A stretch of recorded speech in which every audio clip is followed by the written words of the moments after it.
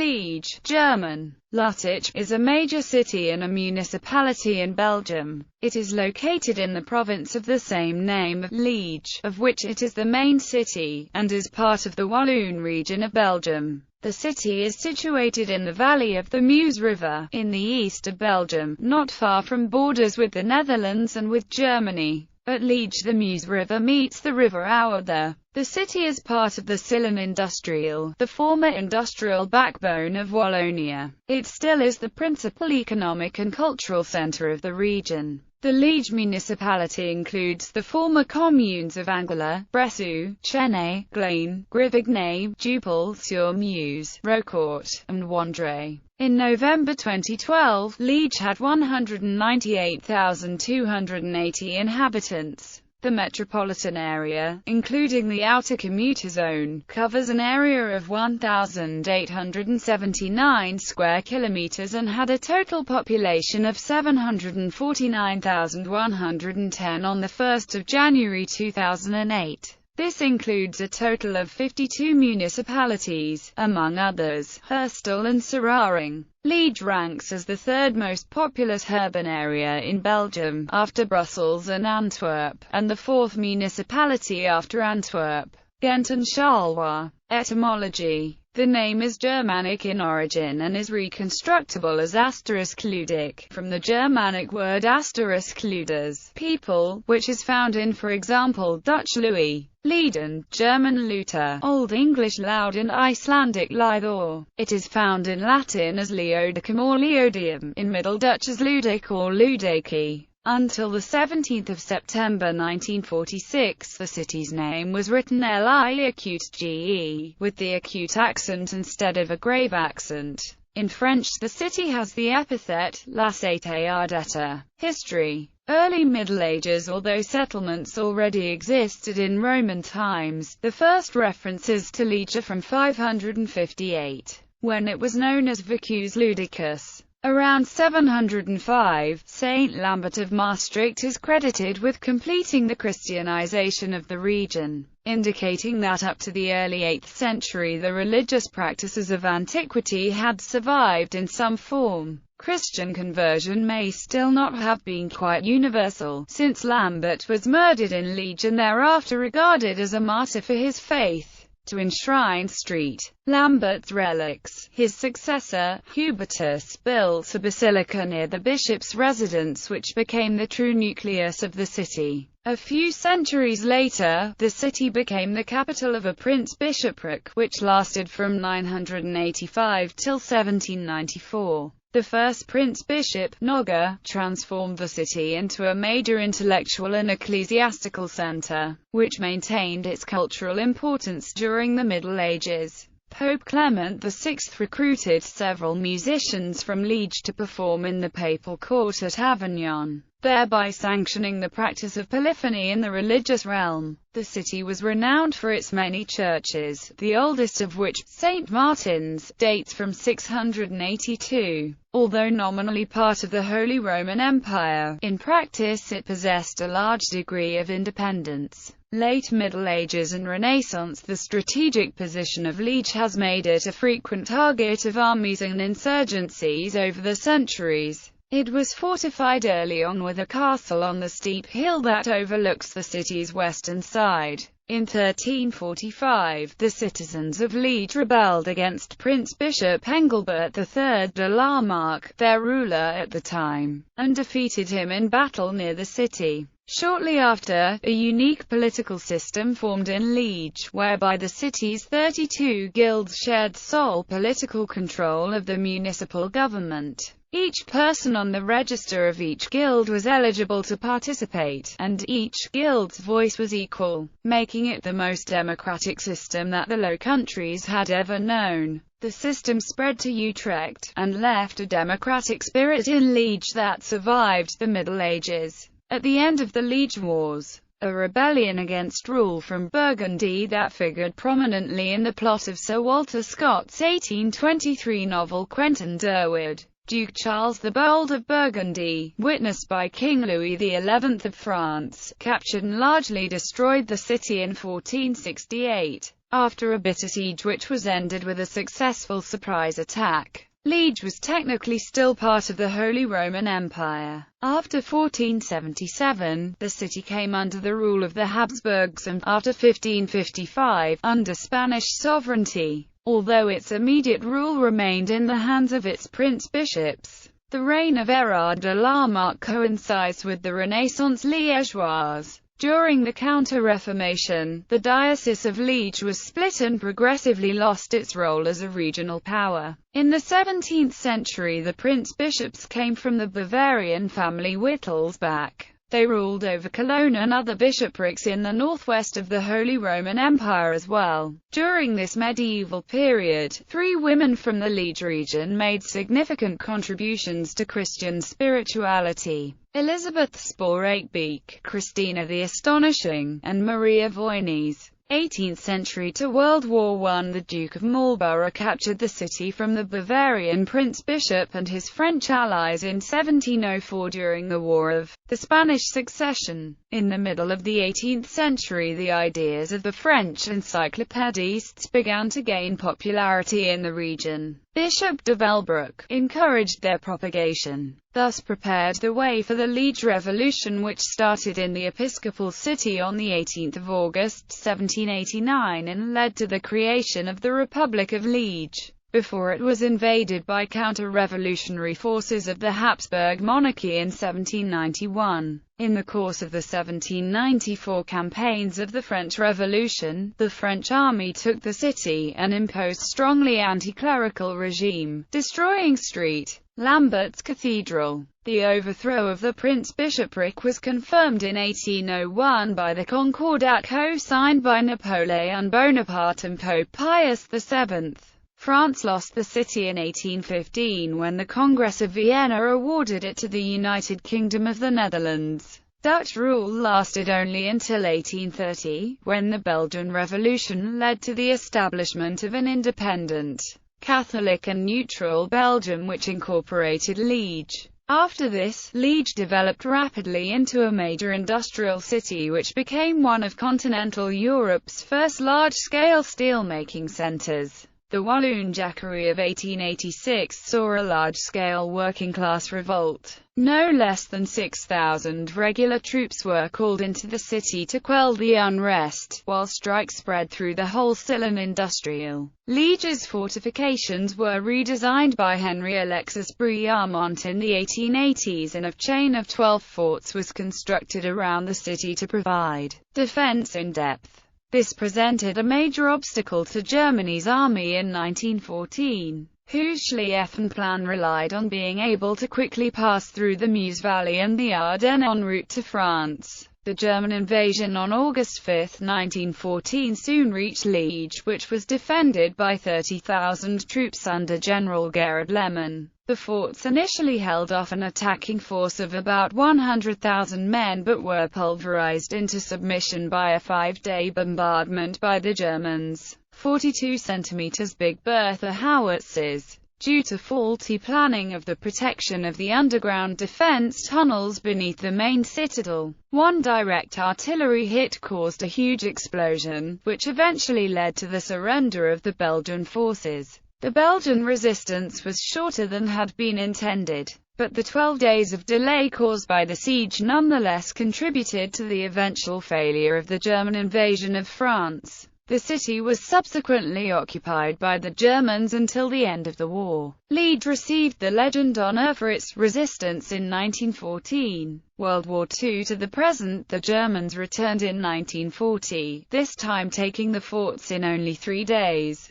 Most Jews were saved, with the help of the sympathizing population, as many Jewish children and refugees were hidden in the numerous monasteries. The German occupiers were expelled by the Allies of World War II in September 1944, but Liège was subsequently subjected to intense aerial bombardment, with more than 1,500 V-1 and V-2 missiles landing in the city between its liberation and the end of the war. After the war ended, the royal question came to the fore, since many saw King Leopold III as collaborating with the Germans during the war. In July 1950, André Renard, leader of the Liégeois FGTB, launched the general strike against Leopold III of Belgium and seized control over the city of Liège. The strike ultimately led to Leopold's abdication. Liège began to suffer from a relative decline of its industry, particularly the coal industry, and later the steel industry, producing high levels of unemployment and stoking social tension. During the 1960–1961 winter general strike, disgruntled workers went on a rampage and severely damaged the central railway station Guillemins. The unrest was so intense that army troops had to wade through caltrops, trees, concrete blocks, car and crane wrecks to advance. Streets were dug up. Liège saw the worst fighting on 6 January 1961. In all, 75 people were injured during 7 hours of street battles. Liège is also known as a traditionally socialist city. In 1991, powerful socialist André Coules, a former deputy prime minister, was gunned down in front of his girlfriend's apartment. Many suspected that the assassination was related to a corruption scandal which swept the Socialist Party, and the national government in general. After Coules' death, 2 men were sentenced to 20 years in jail in 2004 for involvement in Coules' murder. Liège has shown some signs of economic recovery in recent years with the opening up of borders within the European Union, surging steel prices, and improved administration. Several new shopping centres have been built, and numerous repairs carried out. On 13 December 2011, there was a grenade and gun attack at Place Saint-Lambert. An attacker, later identified as Nordin Amrani, aged 33, armed with grenades and an assault rifle, was reported as having attacked people waiting at the bus stop shortly before 1:30 p.m. CET.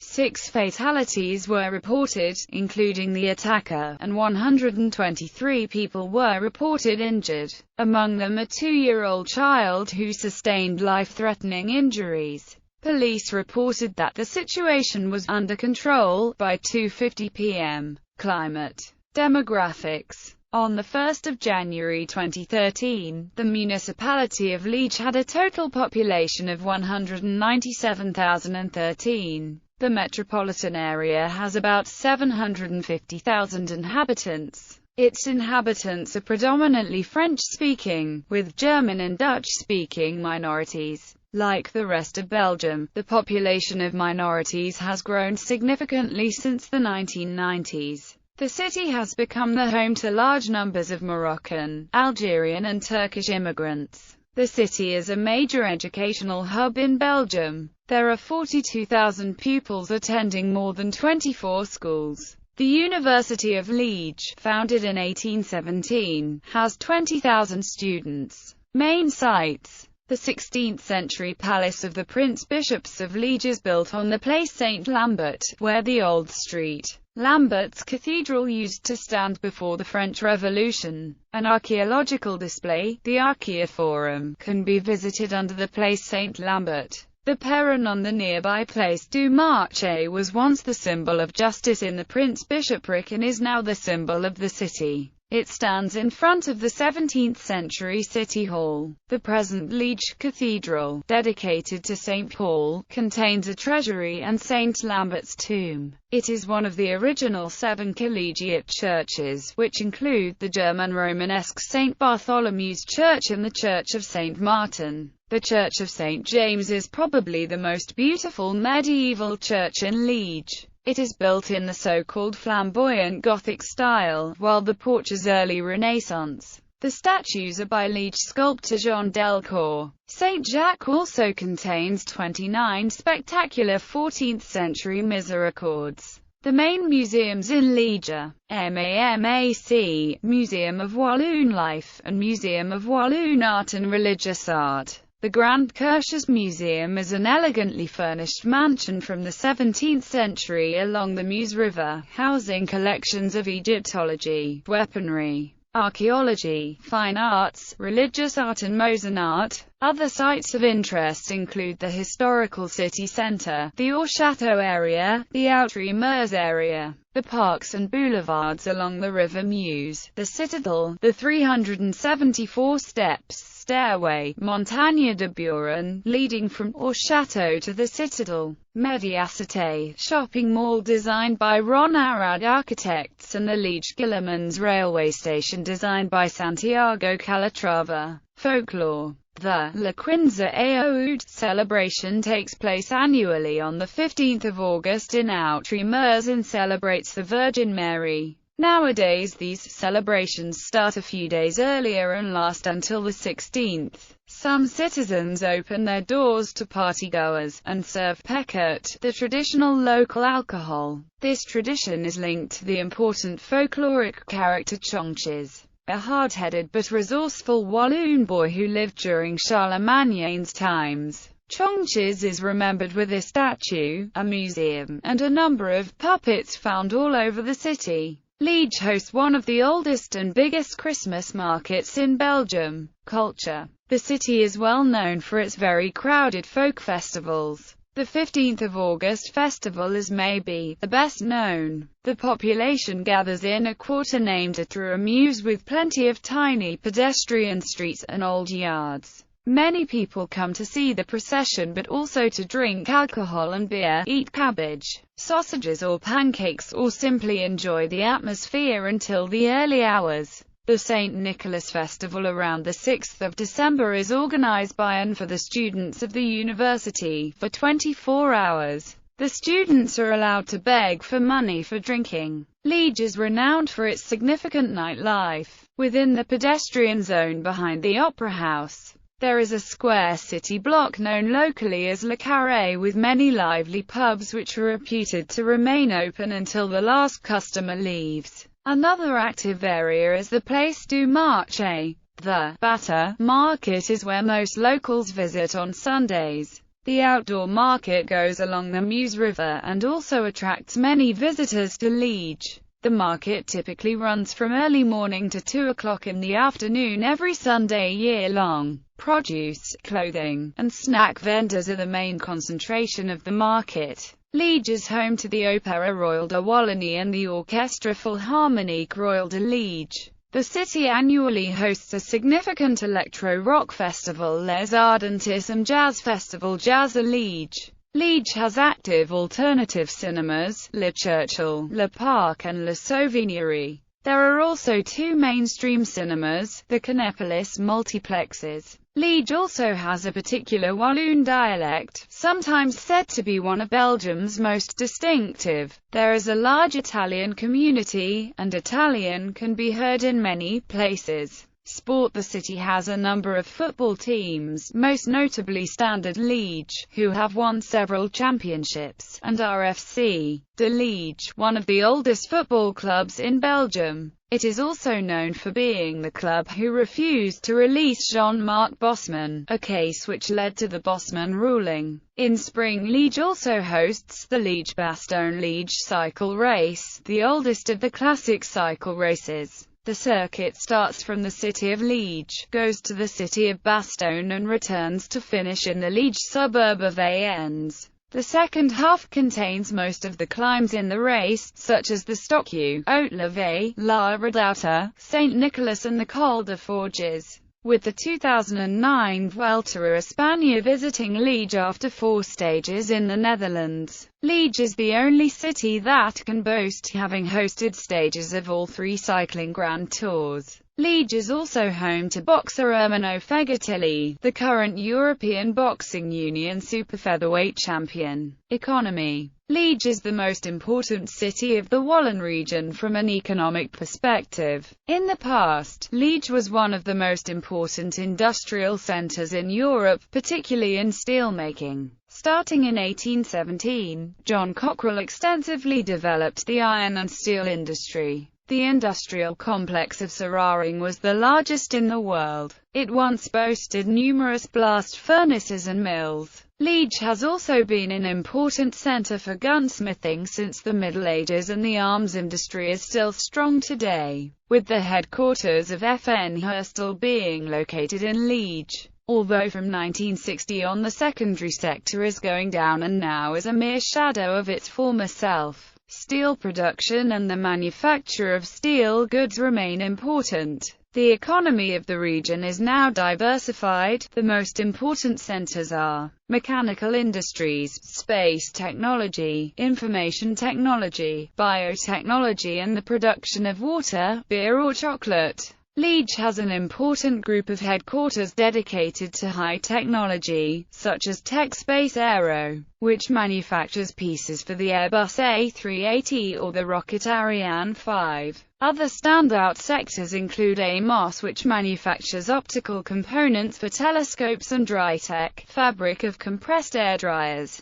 Liège also has many other electronic companies such as SAP, EVS, Guillaume, ANB, Baltiao, IP Tradeodin Telecom. Other prominent business are the global leader in light armament FN Herstal, the beer company Jupiler, the chocolate company Gala, or water and soda business Spa and Chaudfontaine. A science park southeast of the city, near the University of Liège campus, houses spin-offs and high-technology businesses. 1812 mine accident. In 1812 there were 3 coal pits in close proximity just outside the city gates: Bureau-Triconotter, Bureau-de-Boden and Bureau-Mamonster. The first 2 shafts were joined underground, but the last one was a separate colliery. The shafts were 120 fathoms deep. Water was led to a sump from which it could be pumped to the surface. At 1100 on the 28th of February 1812 the sump in the Boden mine failed and flooded the entire colliery. Of the 127 men down the mine at the time, 35 escaped by the main shaft, but 74 were trapped.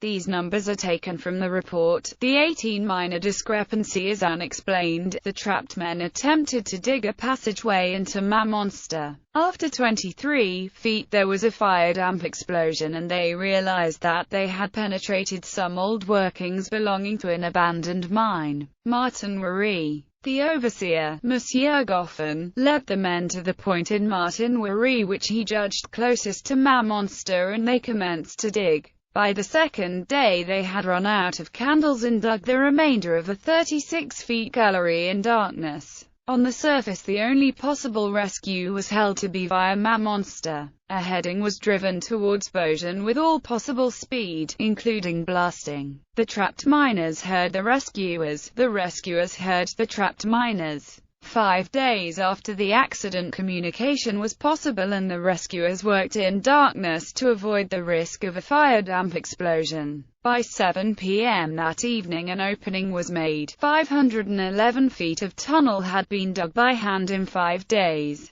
All of the 74 miners in Goffin's part survived and were brought to the surface.